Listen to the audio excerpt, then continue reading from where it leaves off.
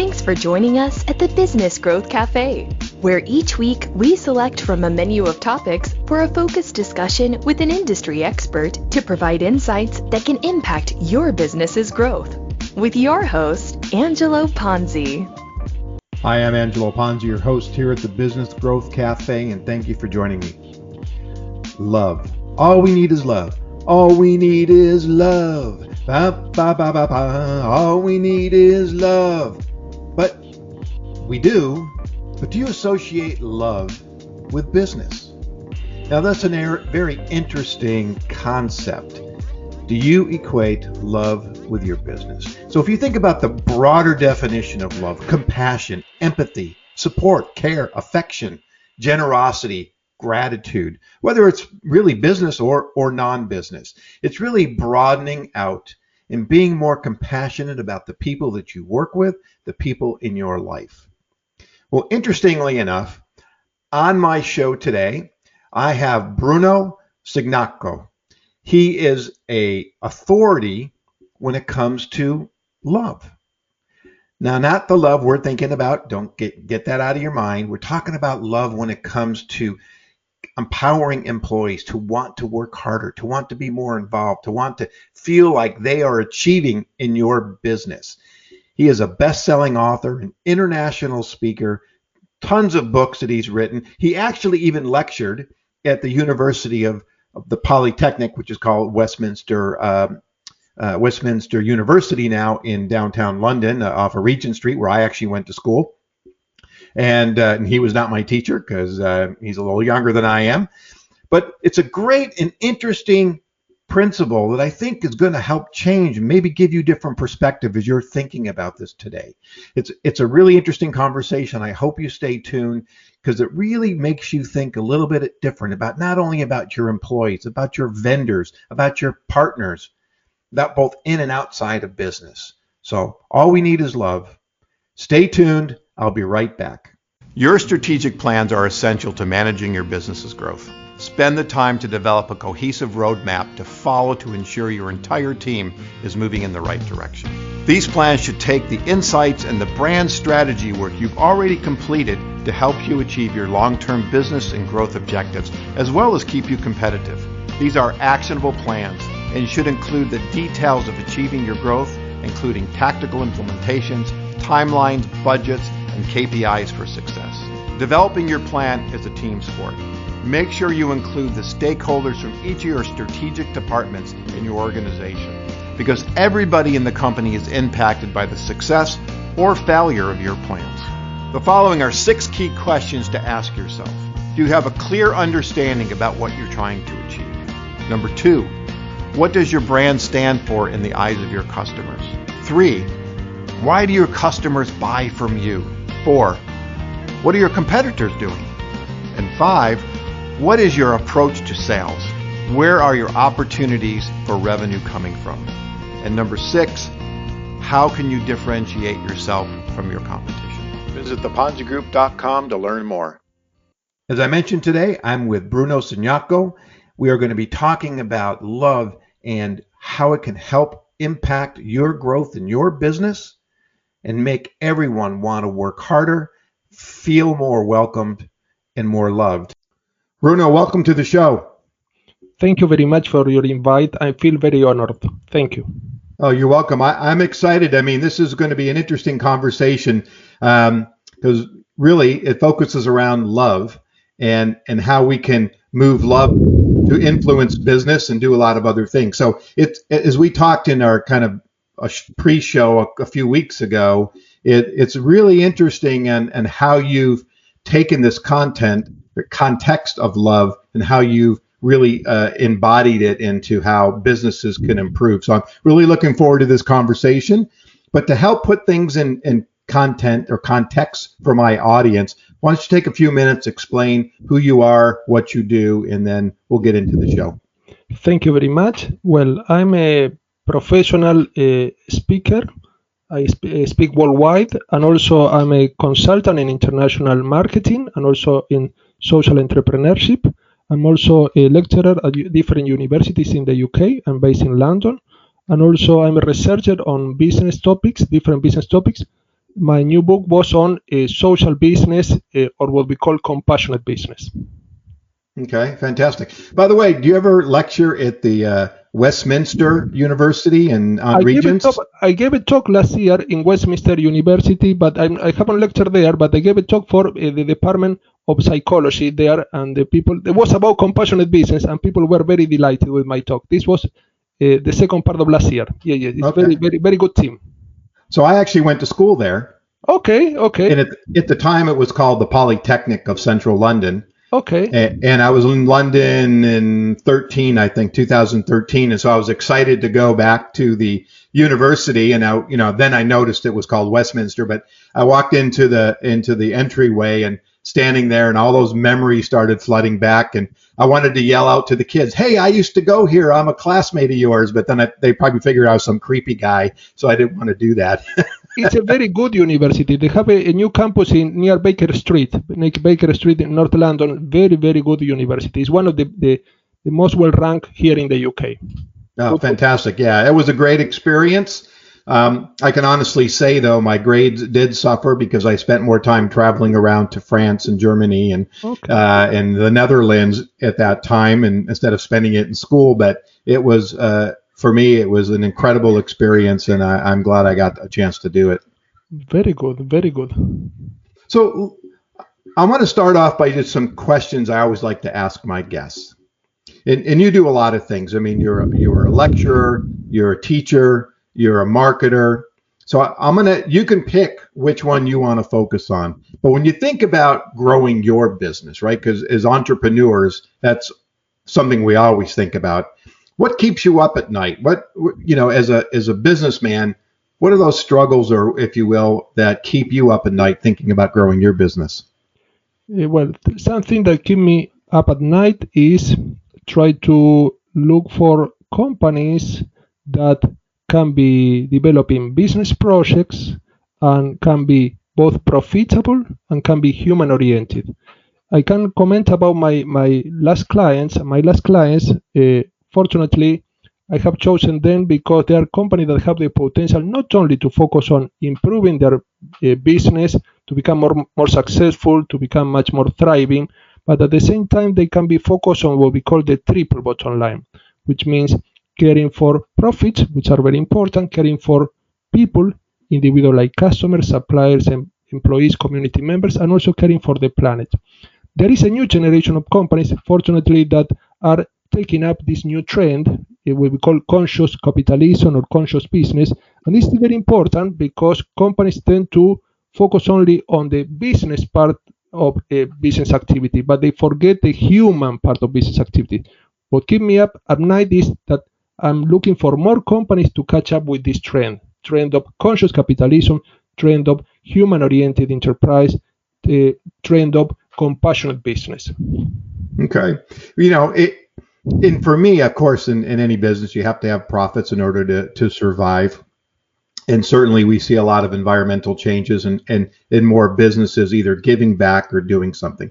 But today's conversation, I think, is going to focus around that people aspect, right? We always can say without customers, we have no business. But I like to say if we don't treat our employees right, we don't have, those employees that are feeling that they've been treated correctly and are impassioned to help the business grow, I don't care whatever else you have, nothing else is going to work, right? So employees are so key in everything we do. So true. And I will say not only employees, but also customer, community members, suppliers, business partners, the media, the government. We call these stakeholders, individual and group with interest in our organization. Why they are so important? And you are so right. Because we are reliant on human beings. The building brick of any business activity is the human being. If we do not care for the human being, we will be unable to achieve all these key performance indicators such as profitability, productivity, efficiency. Why? Because these indicators are the natural result of the interaction between the company and these stakeholders. So when a company develops win-win agreement with all these stakeholders, when develop long-term relationships that are mutually profitable, this company is more prone to achieve these indicators. Many companies focus on the indicators and they dismiss the relationship with these stakeholders. Mm-hmm. And this is counterintuitive, but by focusing on the relationships, because any company is interdependent with other stakeholders, no company can thrive on its own. When we nurture this relationship, these key performance indicators tend to be achieved naturally, organically, I would call. But this is important, and many businesses, what I observe in the last few years, are catching up with this trend. But many companies are very traditional and focus only on what can be counted, what can be measured. For example, profits, market share, sales, what can be measured very precisely. And this is not bad, but we have to focus also on qualitative aspect of business, what cannot be measured, what cannot be counted, such as companionship, camaraderie, loyalty, commitment. These are important aspects, as important as the quantitative aspect of business. So very, very important. Yeah, we tend to a lot of times think about employees, but to your point, it's really about the people that we work with, not only your vendors, your partners. And so, we talk about customer centricity, right? Customer focus, customer first. But it really is about everybody we deal with first, because you can have, let's take an example, right? You're treating your customers well, you're treating your employees well, but you treat your vendors poorly, and that throws everything off balance. So it really is a kind of a cohesive community that businesses have to consider. And then before you answer, one other thing is, to me, this starts at the top, right? It starts at management and pushes down. So let's get your perspective on all of that. My perspective is that it starts at the top, but also can start bottom top. So both cases are correct. The approach is, if you're an employee, you can make your contribution as an employee. If you're a CEO, obviously you are more likely to make a bigger contribution. But you can start anywhere where you are. I want to say that you are so right, and this is interdependence. The famous Stephen Covey observed that no company can thrive by itself. No company can thrive on its own. I want to paraphrase a famous philosopher that observed, no man is an island. I would say no company is an island. We rely on customers, suppliers, employee, community members, and other stakeholders. And when we treat them well in a compassionate and caring way, they tend to respond in a similar way. There is a famous law in social psychology that is called the law of reciprocity, or the principle of reciprocity, that was mentioned by the famous scholar Robert Cialdini. And he observed that the law of reciprocity is quite simple. When you treat people in a supportive way, they tend to respond in a similar way. When you treat people in a negative way and caring way, when you treat them in a non-compassionate way, they tend to withdraw, they tend not to cooperate. So treating different individuals, customers, suppliers, employee, community members, business partners, in a compassionate way, bring about stronger relationship, but also much more business activities, because when you treat, for example, you treat customer in a compassionate way, you are caring with them, and you select the best product for them to have the highest value, the best price. This customer is more prone to come back, but also this customer is more prone to recommend your company to other potential customers, what we call prospects. Instead, when you treat customer in a non-compassionate way, you focus only on your profit, you don't care for what they want. This customer is less prone to come back, and also might leave even negative reviews online, which will push other potential customers away. The same applies to employees. You mentioned employees are so important. Employees are the interface between the company and different external stakeholders. If employees feel that they're not paid a good salary, they feel that they're not, for example, recognized, it's not only about the money, recognized in a very kind way for their contribution, for example, with a thank you note, or for example, celebrating with an event for the contribution that this employee made to this business project, this employee might feel that they don't count, they don't matter to this organization. And so this employee, when they have the opportunity, they will look for other job positions. Why? Because they don't feel that they are being valued, appreciated. So I always tell my clients, appreciation is a very simple and straightforward way to care for these valuable stakeholders.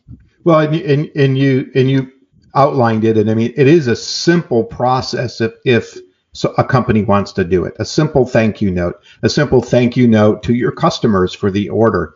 I mean, I handwrite notes all the time and send them to my clients, right? Instead of an email, it's impersonal, right? We email in business all the time, but a handwritten note. And it was interesting when we were in the thick of COVID, and I saw this book, and I've got one of them sitting here. Hang on, I'm gonna grab it. It's called "Stay Positive: Encouraging Quotes and Messages to Fuel Your Life with Positive Energy." And the I'll show this to you. It doesn't quite work. And I really was empowered by this, and it made me feel good and give me that positive outlook. So I bought a bunch of them, and I started sending them to clients, to new people that I had met, to partners. And, that one little gesture really ingrained in a lot of thank yous. And I had some people telling me now they were giving them to their employees. And so it doesn't take much to do that. And there's a gentleman in London, and his company is called Friday Pulse. I don't know if you've heard of them. And they basically, their business is about happiness, along with his line. So he has actually as a program that they take to monitor the happiness of their employees. So to your point, there is so much energy into understanding that people are not commodities, right? They're a valuable asset to the business. If you lose a key employee, especially, the cost of replacement is outrageous compared to the cost that they bring them on board. So true, but you see many companies that treat employees like cogs in a machinery system, and this is not good. So they treat employees, as you say, as commodity. This is not good. Employees don't want to feel this way. But also, I want to highlight, you are so true with what you said. There is some research on this that observed, two authors, Barsade and O'Neill, that observe that workplaces, work environment that are loving, supportive, they tend to bring about higher employee satisfaction, higher customer satisfaction, lower employee turnover, lower employee absenteeism, lower stress levels, and all these indicators impact positively on the bottom line, which means profit. So this means that being supportive to others not only strengthens relationship with them, but at the same time bring about economic benefit for the company. So it's not only about compassion, but we saw that you can be compassionate, human-oriented, and also profitable. So we don't have to only focus on one of these two aspects, but also both can be possible. Mm-hmm, mm-hmm. One of the things that you have mentioned, and I've talked about in the past, and you're not mentioned today, but I think in your book, we talk about employee burnout and work-life balance. That is the holy grail, right? We talk about it, we hear about it, people want it, but so many times it's just out of reach that people don't understand what that work-life balance can do for somebody and do for your employees and do for you personally. And so how do you work with your companies in both setting up this to help them achieve for their clients, their customers, their employees, this work-life balance? Very important question. So first off, stress, we know that is very bad for any type of performance, because stress, when people get stressed, they tend to adopt a freeze, fight, flight mode, what impairs temporarily their thinking skill, their creative skills. People stressed are less creative, less innovative. So we know this. And also people that are tired, they focus only on basic things. They cannot make an elaborate discerning on specific things. So what I suggest the company that I advise on this is to have a very important life balance. So employees should work a maximum time that is determined in some cases by law, but in some cases, in the case of pandemics, employees have some challenges. They need flexible time. In some cases, they need to start later. In some cases, they can work some days part-time. I always advise companies to be caring with these employees, because in this pandemic, employees tend to be much more sensitive, much more anxious, much more fearful, and also continually get in contact, because in some cases, there is a lot of social distancing, but there shouldn't be emotional distancing. We should be connected. We should develop trust and cooperation bond with these employees. Employees, you said, is one of the most important resources in this company. I don't like to use the word resources, because resources are to be used and in some cases abused. employees are a very important way to achieve the objectives of any company. Employees are the one developing new products. Employees are the one dealing with customers. Employees are the ones solving problems. If we do not care for them, they're not robots. They're not robots that they can work in a very unlimited way. They have their need. They have physical need. They need to have a rest. I always advise companies that give, for example, every half an hour. Well, employees should be entitled to have 10 minutes break. Employees should have also not only a business conversation, but they should have any other type of conversation. What I commented about in my book, I call this natural conversation. Conversation about their family, friends, their pastime. There should be at least, I always suggest some companies that are they have a very stressful work environment. I always suggest that they should, for example, have one social event a month so that they can employees can let their hair down, they can relate on a personal level. This event could be virtual now and could be obviously employees won't talk about budgeting or costing or anything that relates to business, but they will talk about their dreams, their expectation, their challenges in the past, their experiences, so anything that is personal, because employees are not only rational as many companies will think about them, but also they have emotional aspect, they have physical aspect, spiritual aspect, social aspect that are as important as this rational aspect that are continually demanded by companies to think about problems, solve problems. So I always suggest natural conversation intertwined with business conversation, but also giving employees time to reflect. When employees have tight deadlines or they're pressurized, they cannot think clearly. There is a myth that many employees can multitask. Multitask is a myth, and no companies should be demanding employees to do many things at the same time. So employees should be treated as human beings with legitimate needs that should be acknowledged. You know, the one thing I want to go back. You talked about we need social distancing, but what we don't need is emotional distancing, and I think that's an extremely important point.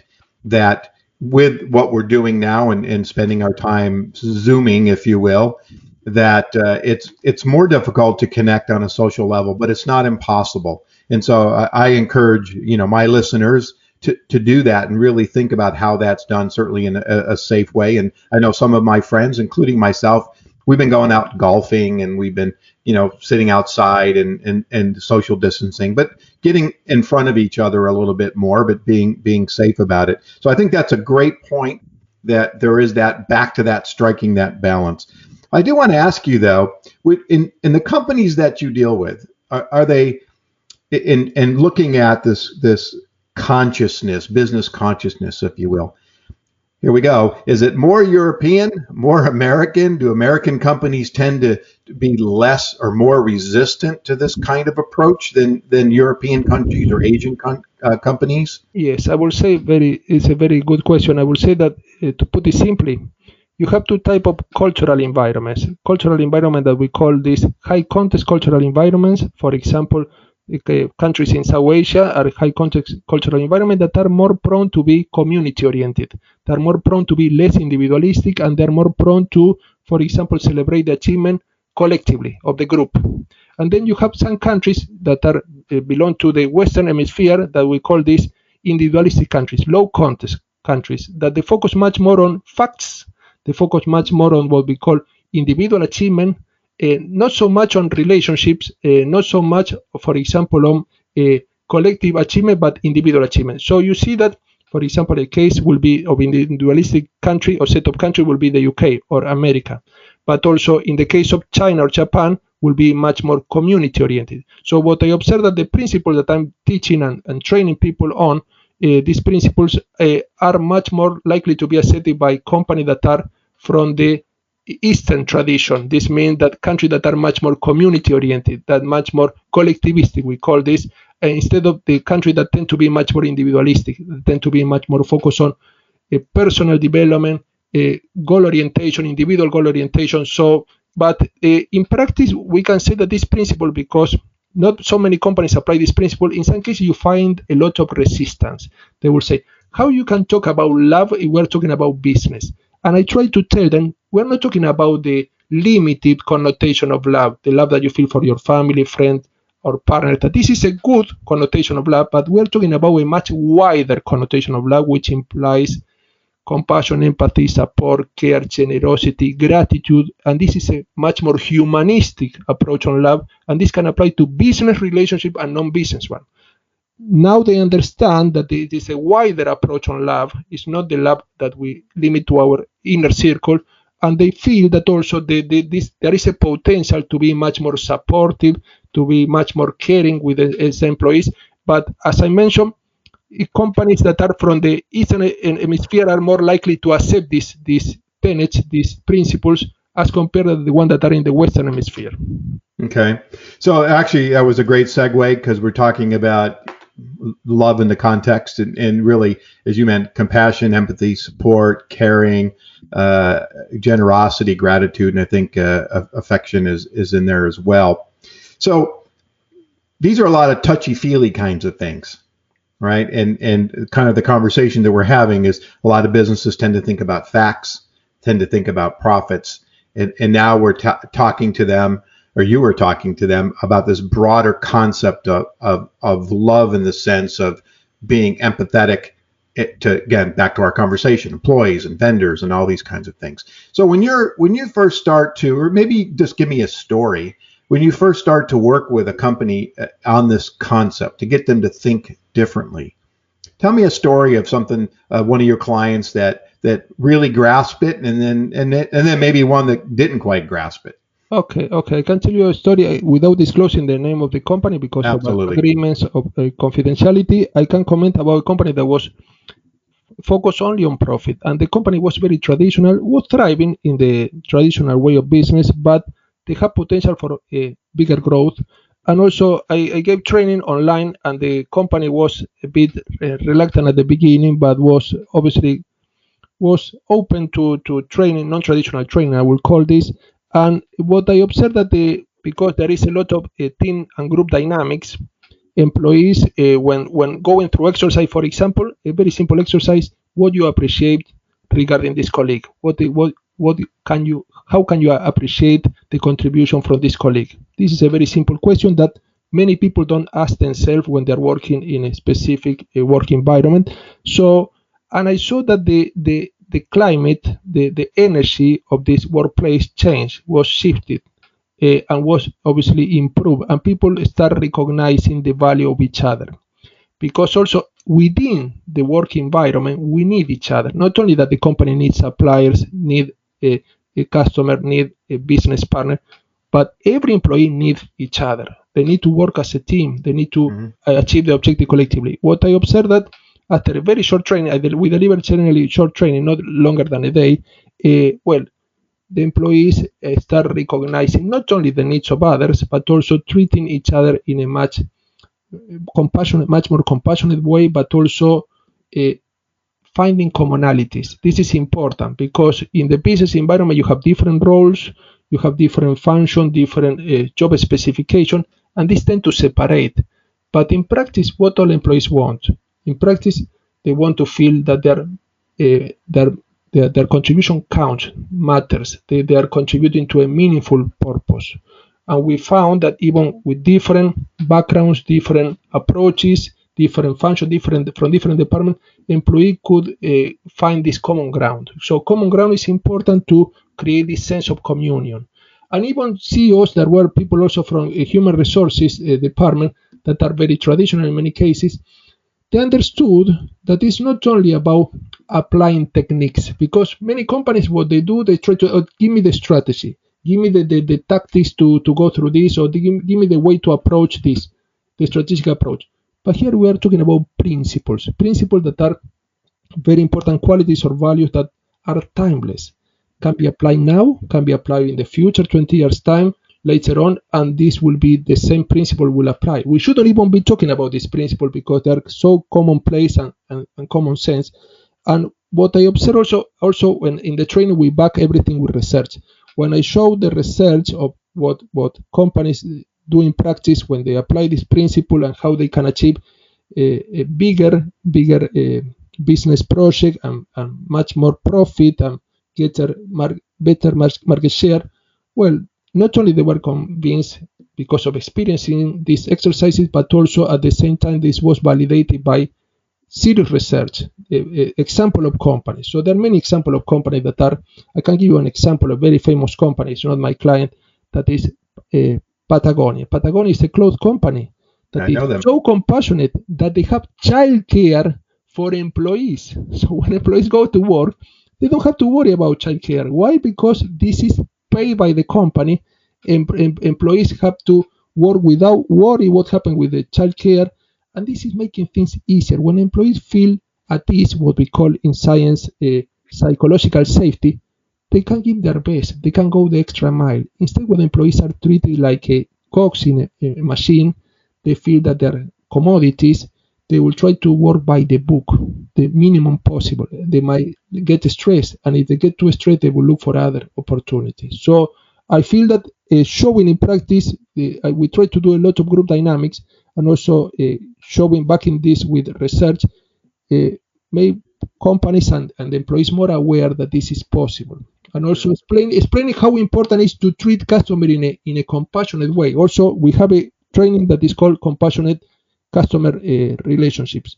And we explain that it's not about selling products to customer. We explain that it's about serving customer. Instead of using the selling mode, which is focused on the company, we try to add value to this customer. We try to solve problems for them.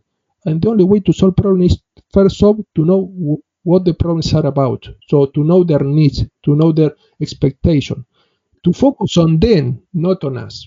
Yeah, well, that's an important point, because I always, it's kind of been my mantra for years, and that's know your customer. Good. If you don't know the needs, wants, and the behaviors and the psychology of who you're selling to, it is just an exchange of goods for services, yet you're trying to build a relationship and make it much, much broader. And I think, you talked about companies bringing daycare and things on, and I've worked for several, or met my clients, and I know others that work for companies that do that. And I think that becomes a much more important dynamic, because to your point, it's about caring, it's about serving, it's about taking care of. But so when you come in and do your training and do all this, and there's certainly a time period, but then you walk out the door. That means somebody inside needs to be the champion. And typically, who is that champion? Because HR tends to be more traditional in nature versus, upper management. But who runs that? I mean, I assume that you have continual contact with the client. You don't just disappear. Yeah. But somebody on the day-to-day basis has to be that champion. Who is that champion? Generally, it could be the human resources department. Human resources department, generally, they are full of people that are open-minded. So especially new generations that are much more open-minded and less traditional, much more innovative. But could be because I will tell you, many of my clients come by recommendation from other clients. So in some cases, it could be that a friend talk to another friend about this type of training, and this was recommended to the CEO or the manager. So in some cases, the entry point can come from anywhere, because what is important is that should be one employee that is interested in this type of principles can create positive ripple effects.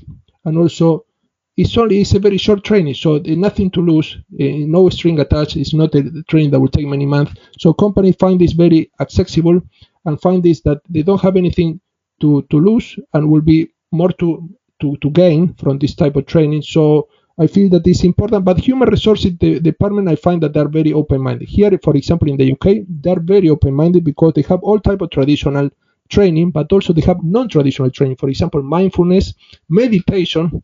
You see Tai Chi, there are many companies teaching non-traditional disciplines to employees, and this is very good because employees shouldn't be focusing only on business.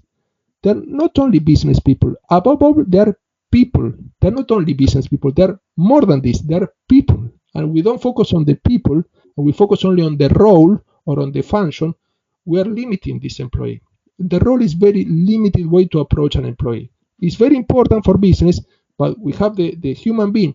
Employee, when they go to the work environment, they don't leave their emotion outside. They don't leave their personal and family problem outside, even they try to do.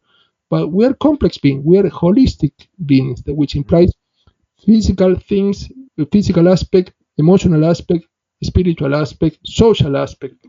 What do you think is the most misunderstood thing about your service and people working with you, right? Because it is a concept someone has to eventually embrace. So what's misunderstood when somebody approaches you about what you do? Yeah, what is misunderstood is that some people believe that it's not related to business, and also some people believe that it's soft and related to soft skills. My opinion on soft skills, wrongly called soft skills, that are as important as any other type of skills. First off, but when I relate this to some concept like emotional intelligence, I mentioned, for example, during the training, Daniel Goleman, the author of the book Emotional Intelligence, who observed that emotional intelligence is to recognize our own emotion and express them overtly, but also developing more compassionate and loving relationship with others, and explain that this can be applied to business too. And when I back also with different author from research and also give example of companies, this misunderstanding tend to dissipate gradually. But obviously, some people believe that this is probably in some cases woo-woo knowledge or a new age knowledge, but it's related to a very important new science that is called positive psychology. Positive psychology that observe many research on studies on this, observe that when you think in a positive way, when you treat people in a positive way, you are more prone to generate better ideas, generate a better environment, and obviously tend to focus on what can be done, not what you can be hindered. So this is also backed by science. So I feel that where companies are getting convinced is when I back this by science and by examples. So it's not only my opinion. In the book, I include a lot of examples and references about science that is backing each of my assertions. I try not to make this arbitrary because this was have been researched for a while. I'm not the first one on researching on this. So I feel that, but there is always a bit of resistance at the beginning because many companies are so traditional and so focused on the bottom line, not the triple bottom line, and they might find this a bit challenging. But being traditional, you cannot be traditional in this current era. You have to be innovative, because if you're not innovative, other companies will do. So other companies are more prone to take on this innovation trend. Sure. And prior to COVID and unemployment, at least here in the United States and I think around the world, it was too easy for people to jump ship, right? If their expectations were not being met by the corporation, it would be easy to just go change jobs. And so I think that there is there needs to be a better understanding about the needs and wants of the employees as well, as we've been talking about. One of the things that when I think about what we're talking about today in the responsibility within the organization and being more business conscious, it really goes back to then what is the focus of the mission, right? That should be part of the mission statement, if you will, of the company, which sometimes requires them to go back and readjust. And so when you're working with your clients, I mean, do you help them redefine their mission statement? In many cases, yes, so true. I was thinking about this. Very good question. So yes, because the mission from the conscious perspective should be meaningful.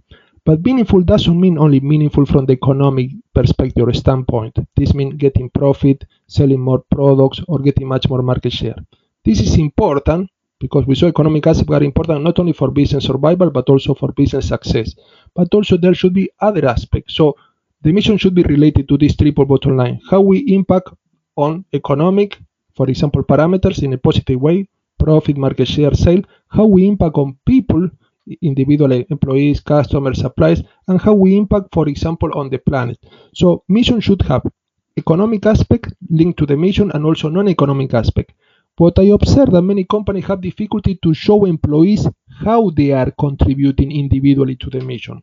And this is important for companies to have frequent meetings, let's say once every 2 weeks, to show that their actions mattered to the achievement of this mission. This means that there is a link between individual action that are performed on a daily basis and the big purpose, why we are here in this market. So I think what you just said is really important. When I'm developing a marketing plan, I always write an internal marketing plan, because if the employees don't understand what they're trying to achieve, if they don't understand what the business is trying to achieve and their contribution, I love that you said that, because it is so important that everybody needs to understand how they contribute, that what they do has some impact on the business. Not only on the business, it has impact on other people. I kind of frame this as the sales guy wants to bring in $1 million order. Well, the $1 million order can't be fulfilled or can be fulfilled, but it impacts manufacturing. It impacts inventory. It impacts accounting. It may impact HR because I got to go get more people to come on board. So it isn't just sales. The silos have to come down, and it is a team sport, not an individual sport when we're thinking about business, because every step, success or failure, mistake or non-mistake, has an impact on everyone within the organization. And so I really push and talk about this because I think it's so important that we take this holistic view. And that's actually a statement I use, the holistic view of the organization. I like this view. We call it systematic or systemic approach. This means that every part of the company work like a components of a system. They're all interconnected and they will make sense of the whole. So this means that they're all contributing to the whole. And they're all necessary to the whole. But also, you are so right. Employees should not only know that the company is obviously linked to a meaningful mission, but also at the same time, when a company have a meaningful mission, this company is more likely to attract talented people.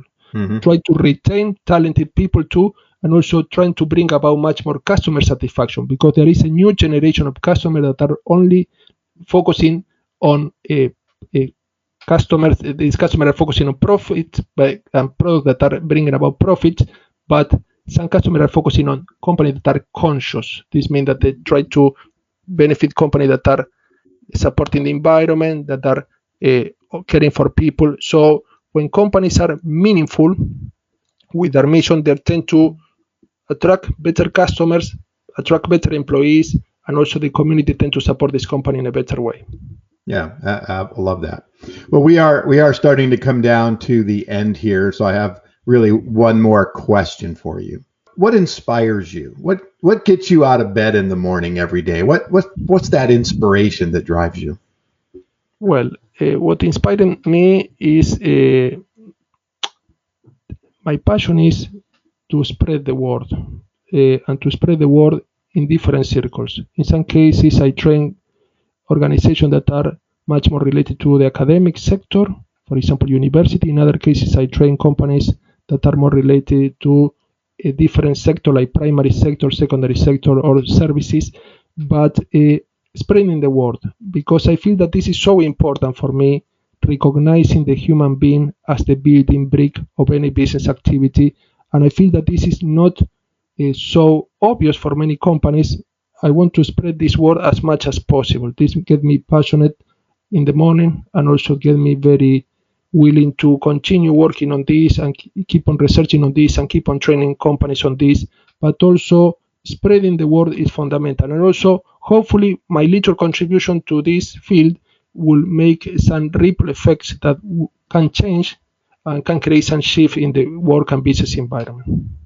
Yeah, it's like dropping the rock in the pond and watching the ripple effect. And some of it's short term, some of it's long term. I mean, it's not easy to steer a big ship and turn it around. And I think that a lot of corporations are, especially now, it's going to be really interesting to see what happens as we continue in this environment and as we start to come out of it, and how businesses will operate differently and how they've done through this COVID environment. But what'll happen? How long will they continue? When will they make that shift? And to me, if to follow what we've been talking about, they should be, and hopefully they are, and hopefully you listeners are doing this, really embracing your employees. Because again, as we sit isolated and get into our own heads and our own worries, that social emotional distancing that we talked about becomes so important to make sure that you're not letting them get too far away, and that they still stay engaged and feel part and of the organization. So true, so true. I think that this pandemic is like many authors will call this the big reset. This means that we're resetting what we know about business that was important in the past, and there is a new view, a new paradigm on how to do business. I feel that this will bring us much more together. I feel that after this pandemic, hopefully will finish soon, we will see companies that are not only focused on the traditional principle of business, like what we call this the quantitative aspect of business, but we'll try to focus also on the humanity or humanness of business. So because I feel that we recognize that all these challenges from the pandemic cannot take away what is important for us: affinity, connection to others, and also developing these bonds that you cannot dismiss these bonds. So even with the social distancing and with the technology, people keep on being related to one another, and this cannot be taken away even with the biggest social distancing. Yeah, well, fantastic. This has been a really inspiring and informational, educational, and I hope that my listeners will take away this idea of turning love, if you will, into a point of an aspect for business, because I think it's so important that there is a fundamental and a dynamic that's shifting into the marketplace. We always talk about digital transformation. I think this is an emotional transformation that needs to happen as well, because as we get more digital, we also spend less time as well together. So again, I think this is an important factor for the future. And also, I want listeners to be aware that everything is interdependent. So when you're working for a company, you are depending on others to succeed. And a company itself is depending on others to succeed. This is probably the most important principle that I want you to remember. So no company can succeed on its own. No employee can succeed on its own. Supporting one another benefit not only this employee, but also other employees and the whole group. So we have to focus much more on the whole than on the individual. Bruno, so why don't you tell the audience how they can contact you, your website, all the stuff you want to let them know. Okay. Well, if they want to know more about me, they can check my two websites, www.brunocignacco.com or www.humanorientedenterprise.com, or they can check my new book, The Art of Compassionate Business, offline or online. Thank you. Oh, thank you so much. And thank you for joining us at the cafe today. If your business needs a CMO or a senior level marketer, but you're not quite ready for a full-time person yet, connect with me to find out more about my fractional interim or consulting services. You can visit theponzigroup.com. You can find a variety of resources, blogs, videos, ebooks. You can connect with me on LinkedIn or give me a call. I'm happy to talk to you. Lastly, if you're a subscriber to this show, thank you so much. I really appreciate it. And if you are, please let others know about this show and encourage them to sign up so they can benefit of the great content like we heard today with Bruno. You can find out more at thebusinessgrowthcafe.com or subscribe on any podcast platform you like to listen to. And don't forget to join me next week here at the Business Growth Cafe. Bruno, thank you so much. Thank you for your invite. Thank you. Yeah. Ciao. Ciao. Thank you for listening to today's discussion at the Business Growth Cafe with your host, Angelo Ponzi. Take a moment to subscribe to this podcast and visit our website at www.businessgrowthcafe.com. Read Angelo Ponzi's blogs at www.theponzigroup.com.